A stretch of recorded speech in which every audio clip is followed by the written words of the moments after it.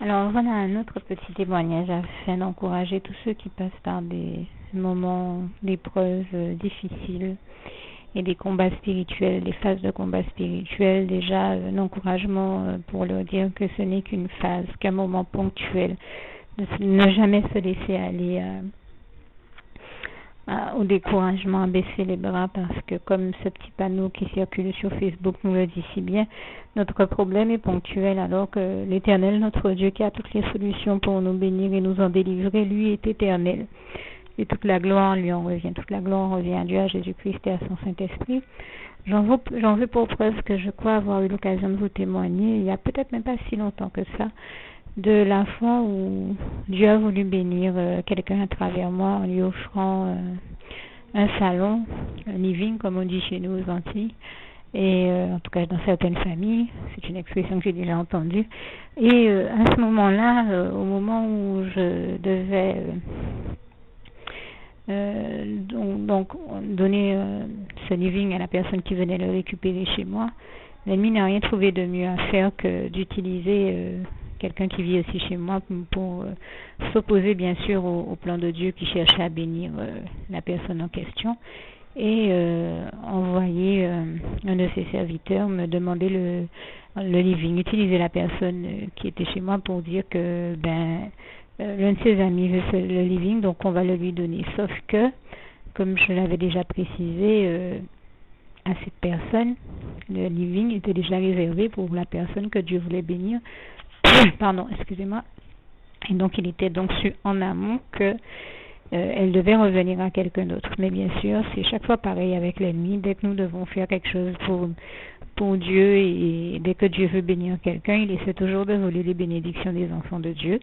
Donc ça n'a pas raté. Il a essayé ce jour-là de voler à cette personne que Dieu voulait bénir à travers moi le living. Et il a envoyé l'un de ses serviteurs chez moi me demander de lui remettre le living. Je lui ai dit, écoutez, je suis désolée, mais je ne peux pas vous le remettre dans la mesure où quelqu'un d'autre est déjà en route pour venir le chercher.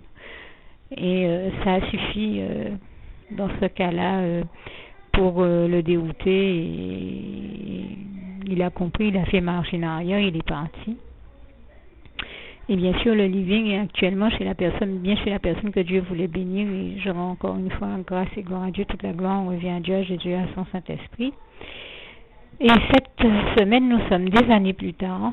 J'ai vécu une situation, on dirait la photocopie de la situation d'avant, sauf que cette fois-ci, il s'agissait d'une autre personne que Dieu voulait bénir, toujours à travers moi. Ce n'était plus un living, c'était les éléments d'une chambre à coucher, dont notamment une armoire et donc mon ancien sommier. Et l'ennemi n'a rien trouvé de mieux à faire que d'utiliser cette même personne que celle qui a déjà, celle dont je parlais, qui s'est présentée devant ma porte pour demander le living. Cette même personne, des années plus tard, que je n'avais pas revue entre-temps, qui revient devant ma porte. Allez-vous le croire, il faut le voir pour le croire, je peux vous le dire. Cette fois-ci pour demander à nouveau la chose que je devais donner à une autre personne. Je me suis dit non, ça il faut le voir pour le croire, mais comment est-ce que de telles choses peuvent être possibles? Et je vous assure que je résume même la situation en vous disant ça, parce que s'il fallait que je rentre dans le détail de la manière dont les choses étaient compliquées, vous n'en reviendriez pas. En tout cas, moi je rends grâce et gloire à Dieu, parce que cette fois-ci aussi, comme à son habitude, Dieu a devancé l'ennemi, il l'a pris de court, et la personne que Dieu a voulu bénir à travers ces éléments de chambre à coucher, et celle qui a réellement eu la bénédiction de Dieu. Bien sûr, ça a demandé que je l'appelle elle aussi très rapidement, et que je lui dise, comme on dit chez nous en créole, porter mon vine pour en bénédiction avant l'ennemi voler bénédiction. Je traduis en français, j'ai dû l'appeler vraiment très rapidement et lui demander de faire diligence, parce que l'ennemi cherche à lui voler ses bénédictions. Je vous témoigne très souvent de comment l'ennemi cherche à me voler mes bénédictions, mais rendez-vous compte que ça n'arrive pas qu'à moi, c'est valable pour beaucoup d'enfants de Dieu. c'est valable pour beaucoup d'enfants de Dieu, puisque j'ai plusieurs témoignages qui vont dans ce sens.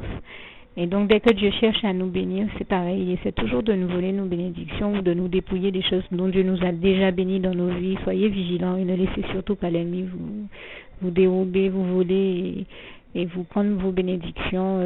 D'ailleurs, Jésus nous en a avertis avec le passage de Jean 10, verset 10, où il nous dit bien que l'ennemi, le diable, n'est venu que pour voler, dérober, détruire. Et nous le savons très bien. Je vous invite à lire ce passage dans vos Bibles, ainsi que Jean 8, verset 41 à 47, et également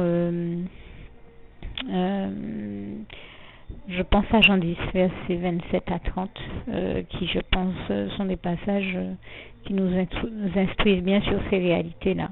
Et toute la gloire revient à Dieu, à Jésus, à son Saint-Esprit qui nous en avertit par ce biais-là.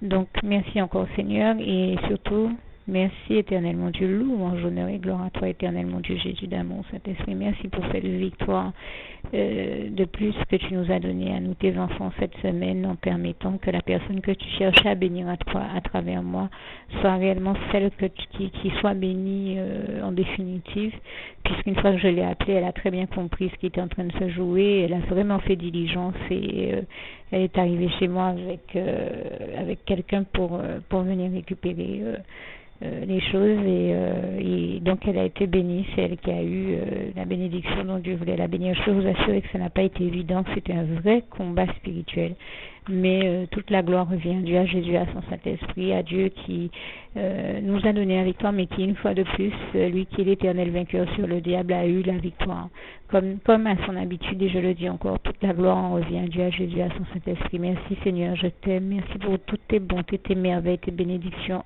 envers nous, toutes les merveilles, les bontés, les prodiges et miracles que tu accomplis envers nous, comme Job 5, verset 8 à 9 et le psaume 40, verset 5 à 6 le démontre bien, on parle bien de ces réalités-là.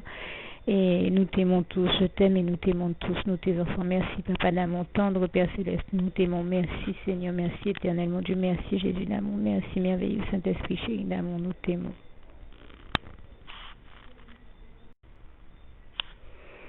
Je remercie Dieu ce soir de m'avoir amené à comprendre quelque chose et c'était en fait un commentaire sur l'affaire G.A.T. David que faisait quelqu'un à mes côtés et la personne me disait mais quand même les assassins de cette jeune femme ont exagéré, non seulement ils l'ont violée, ils l'ont torturée, ils l'ont tuée à coups de couteau, mais pour moi, cette histoire-là est scandaleuse. C'est comme si on avait... elle est abominable. C'est comme si le diable qui agissait à travers ces meurtriers avait voulu tuer Dieu. Et cette remarque m'a fait réfléchir et m'a amené à me dire, en fait, c'est vrai que comme il est écrit en 1 Jean 4, verset 4, Dieu vit en nous. Et le diable ne doit pas supporter sa présence en nous. Et comme il déteste Dieu, que c'est son ennemi juré, et ça m'a amené à comprendre en fait que le mal que le diable nous fait à nous, ces enfants, les enfants de Dieu, et pour nous, la manière dont il nous persécute, la manière dont il persécute et il torture les chrétiens, en fait, il le fait non seulement pour nous faire du mal, mais pour faire du mal à Dieu, notre Père qui nous aime du plus merveilleux amour qui soit et du seul amour éternel qui existe, comme il est écrit en Jérémie 31, verset 3. De loin l'Éternel se montre à moi et il me dit je t'aime d'un amour éternel, voilà pourquoi je te conserve ma bonté. Et n'hésitez pas également à lire 3 Jean verset 2 où le Seigneur nous dit bien-aimé, je désire que tu prospères et que tu sois en bonne santé comme prospère l'état de ton âme à tous égards. Eh bien, ça nous démontre bien que Dieu nous aime d'un amour éternel, qu'il veut nous voir heureux, épanouis et connaissant la prospérité, et en l'occurrence il fait tout pour que nos vies se déroulent ainsi et dans les conditions les meilleures et les plus confortables qui soient, les plus épanouissantes qui soient. Seulement bien sûr tout irait bien dans le meilleur des mondes si le diable n'existait pas et qu'il n'était pas là à tout faire pour casser les pieds des enfants de Dieu et de Dieu en particulier. Mais ce soir je remercie Dieu et je dis toute la gloire revient à Dieu, à Jésus, à son Saint-Esprit qui m'a amené à comprendre par ce biais-là qu'en réalité le diable nous persécute autant, nous martyrise autant, nous les enfants de Dieu, juste parce que quand il fait ça, il fait comme un ravisseur pourrait faire à des parents avec leurs enfants pour les faire souffrir et en se disant qu'en faisant souffrir ses enfants, les enfants, il va réussir à faire souffrir les parents. Donc le diable nous attaque nous, mais son but c'est d'attaquer Dieu et d'emmerder Dieu par ce biais-là. Seulement, il oublie une chose, c'est que Dieu est tout puissant et que Dieu l'attend des tout et que Dieu a toujours la victoire sur lui, il l'aura toujours éternellement et d'éternité en éternité. Donc toute la gloire revient à Dieu, à Jésus et à son Saint-Esprit, puisque nous savons que, comme il est écrit en Romains 8, verset 37, mais en toutes ces choses, nous sommes plus que vainqueurs par celui qui nous a aimés, Jésus-Christ, et toute la gloire en revient à Dieu, à Jésus, à son Saint-Esprit. Merci éternel, mon Dieu, merci Jésus, merci merveilleux Saint-Esprit d'amour. Je t'aime et nous t'aimons, nous tous, tes enfants éternels, mon Dieu. Merci de m'avoir permis d'intégrer cette réalité et de faire que tous ceux qui écoutent, qui ont besoin de l'intégrer aussi, l'intègrent. Peut-être que bon nombre d'entre vous l'avez déjà intégré, tant mieux, mais que tous ceux qui ne l'avaient pas encore intégré s'en trouvent encouragés, se rendent compte, prennent conscience enfin de la dimension extraordinaire de l'amour de Dieu envers nous, de son merveilleux amour envers nous, du bonheur et du privilège que nous avons d'être en sécurité dans les bras d'amour de Jésus-Christ. Et un passage nous rappelle bien cette réalité, c'est Éphésiens 3, verset 19.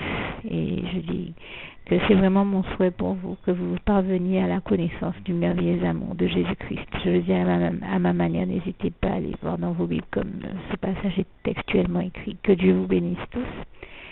Et je continue quand même avec le souhait de mon cœur pour vous, Philippiens 4, verset 7, que la paix de Dieu, qui surpasse toute intelligence, garde vos cœurs et vos pensées en Jésus-Christ. Juste une petite précision pour tous ceux qui ne sont pas encore, qui n'ont pas encore choisi la meilleure des options qui soit, qui est celle d'aller se placer, de faire le choix à soi-même, d'aller se placer dans les bras d'amour de Jésus-Christ, pour se mettre à l'abri de ce monde cruel. Eh bien, je partage avec vous la prière par le biais de laquelle on y accède. Et commence par vous rappeler également ce passage de Jean 14, verset 6, où il est écrit que Jésus-Christ est le chemin, la vérité et la vie. Nul ne vient au Père, Dieu, sans passer par le Fils Jésus-Christ, bien sûr. Je le dis à ma manière, vous regarderez comme il est textuellement écrit dans vos Bibles là encore. Et donc, n'hésitez pas à ouvrir vos cœurs à Dieu, à Jésus, à son Saint-Esprit, à être sincère avec lui et à lui adresser la prière qui suit, à lui dire tout simplement, Éternel mon Dieu, Seigneur Jésus-Christ, moi, un tel, vous dites votre nom et votre prénom, je t'accepte aujourd'hui comme mon sauveur personnel, le seul maître et roi de ma vie. Je remets toute ma vie entre tes mains puisqu'elle t'appartient, éternel mon Dieu, puisque tu l'as créée, cette vie. Donc tu en es donc le seul maître et propriétaire comme de tout ce qui existe dans tout l'univers. Je remets donc toute ma vie entre tes mains, je te la donne. Merci éternel mon Dieu aussi de permettre que cette vie que tu m'as donnée continue à être à ta gloire et que je continue à te servir, à t'appartenir pour l'éternité, d'éternité en éternité. Merci aussi, Seigneur, de faire que je continue donc à te servir et à t'appartenir pour l'éternité, d'éternité en éternité. Et aussi, Seigneur, de m'accorder la grâce de ton pardon et de ta miséricorde pour tous les péchés que j'ai commis tout au long de ma vie, jusqu'à la date d'aujourd'hui incluse. Et c'est au nom puissant du Seigneur Jésus-Christ que j'ai fait cette prière.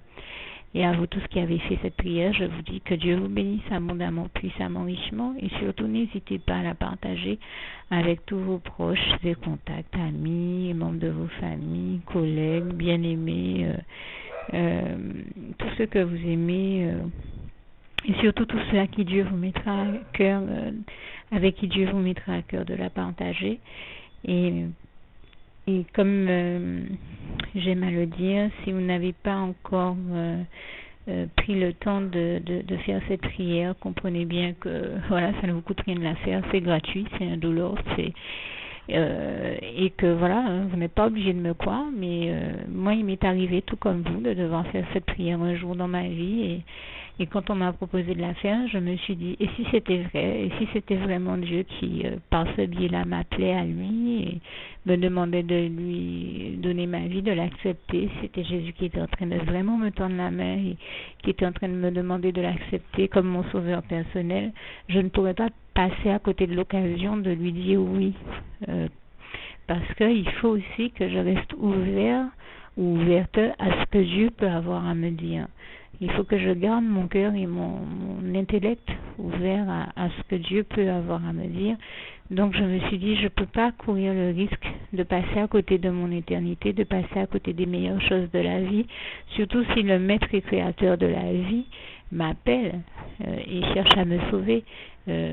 Pour être sauvé, il faut bien que je lui dise oui, que je souhaite qu'il me sauve. Oui, Seigneur Jésus-Christ, je t'accepte comme mon sauveur personnel.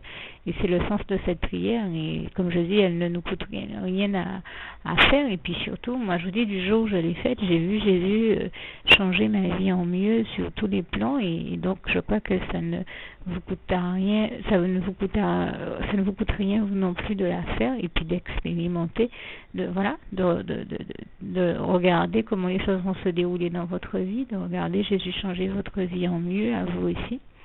Et d'en faire l'expérience. Et pour en faire l'expérience, il faut commencer par en faire cette prière. Donc si vous ne l'avez pas encore dite, réembobinez tout simplement cette vidéo ou ce document si vous préférez. Réécoutez-le et dites avec moi la prière que vous m'avez entendu mentionner. Et n'oubliez surtout jamais que tout est possible à celui qui croit en Dieu, en Jésus-Christ et en son Saint-Esprit, comme il est écrit en Marc 9, verset 23, et que tout est possible à Dieu, comme il est écrit en Marc 10, verset 27. Que Dieu vous bénisse donc et à bientôt.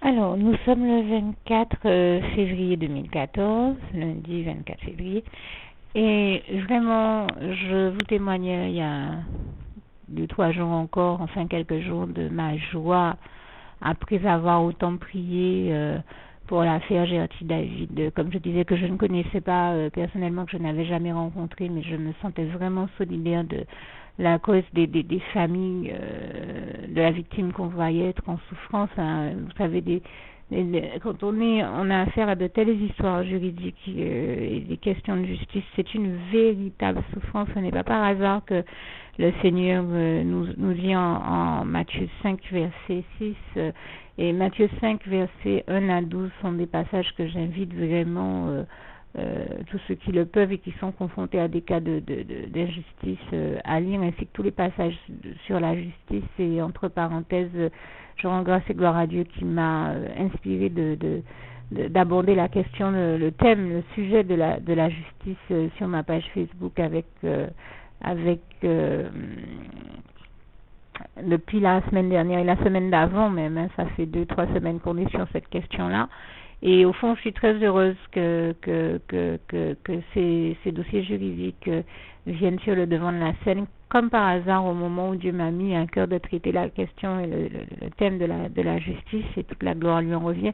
Ce qui nous démontre encore que c'est véritablement Dieu qui m'a inspiré ça, puisque ce sont des questions qui sont en train de revenir sur la scène et qui, à mes yeux, démontrent la gloire de Dieu, nous démontrent à quel point, comme il est écrit en Ésaïe 30, verset 18, l'Éternel, notre merveilleux Dieu d'amour, est un Dieu de justice, c'est un juste juge. Je dirais même que c'est le seul juste juge. Là, c'est moi qui le dis, mais en tout cas, le passage qui nous dit bien que Dieu est un juste juge, il est dans le psaume 7, versets 10 à 12, et en l'occurrence Ésaïe 30 verset 18 nous dit que l'Éternel est un Dieu juste, heureux tous ceux qui espèrent en lui, et je rends grâce et gloire à Dieu pour cette réalité.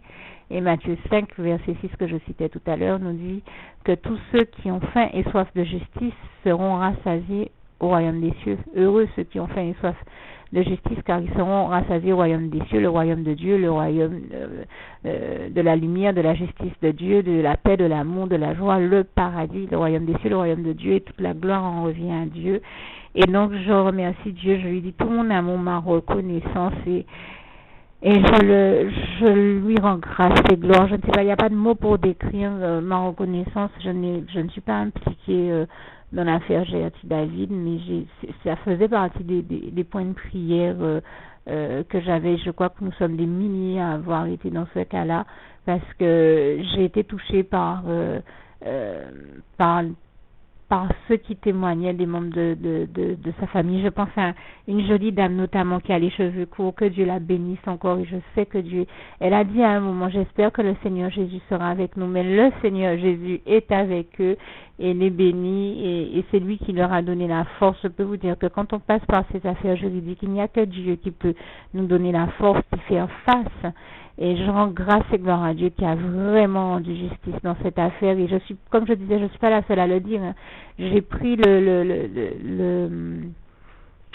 le reportage qui est passé à la télévision sur le dénouement de l'affaire en cours, ce qui m'embête puisque je ne peux pas rentrer trop dans les détails n'ayant pas tout vu et n'ayant pas les tenants et les aboutissants. Je trouve qu'il est plus sage que j'évite de faire des commentaires inutilement. Mais la seule chose que je peux dire, c'est que tout comme la personne que j'ai entendu le dire, je pense que ça doit être un avocat, c'était un homme qui disait justice a vraiment été rendue dans cette affaire, et je dis gloire à Dieu, toute la gloire en revient à Dieu, à Jésus, à son Saint-Esprit.